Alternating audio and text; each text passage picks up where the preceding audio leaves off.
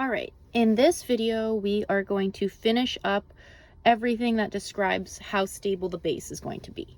And then the next video is going to be the last one where we tie it all together.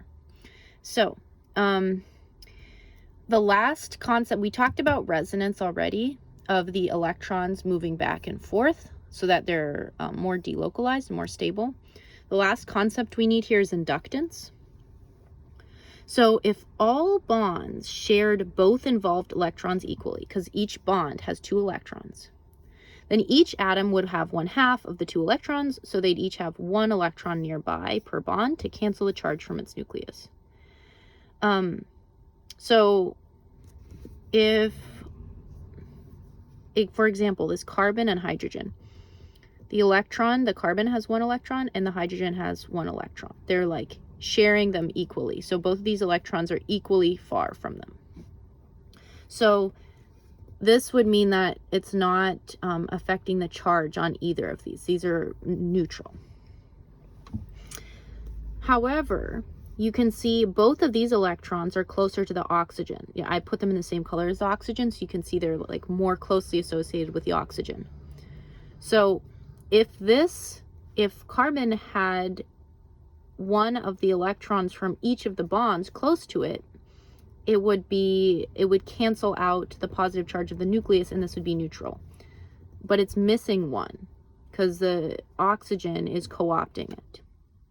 So the net charge is +1 because it's missing this electron, because that's getting closer to the oxygen instead.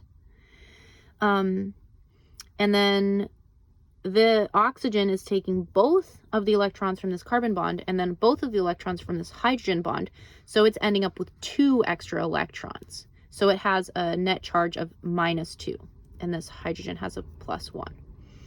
So these values, +1, -2, these are the oxidation states of the atoms involved in a bond. So this carbon has an oxidation state of +1, oxygen has an oxidation state of -2. So let's think about the situation. What if the carbon, instead of attaching to hydrogens here, what if it was attaching to something really electronegative, like chlorine is super electronegative? So in this case, the chlorine, because it's electronegative, it would be great at pulling the electrons towards it. So it would pull both of the electrons in each of these bonds. So suddenly, this carbon is missing, if we just look at this side, 3 electrons. So it has a +3 oxidation state. So that's a pretty powerful positive charge it has now. So now these electrons that were in the bond with oxygen are going to want to come towards the carbon, which means that these electrons that were in the bond with hydrogen are going to come towards the oxygen.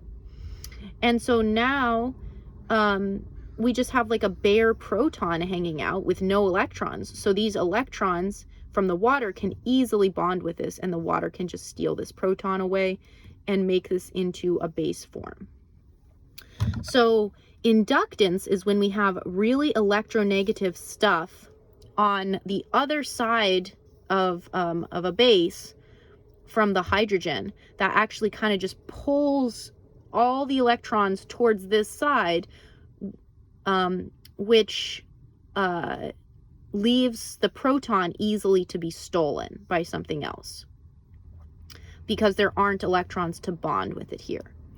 So inductance of these highly electronegative guys on the far side of an atom is one thing that can make a base more stable, because these electrons are going to be happier closer to this oxygen because they're filling this gap made by these electrons, which are getting closer to the positive.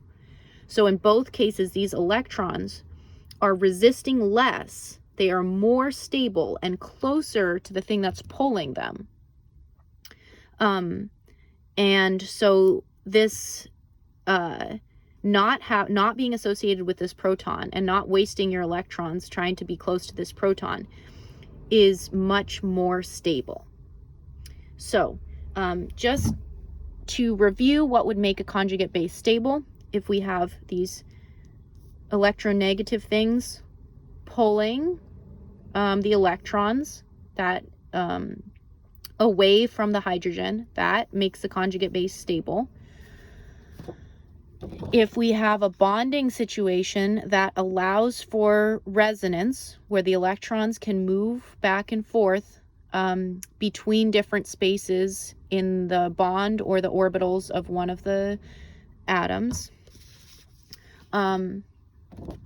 If the atom involved has a really big radius, and so the electrons can naturally be delocalized, or if the atom is highly electronegative and can just pull the electrons towards it. So those are all some things that we can use to predict what will make a base really, really stable.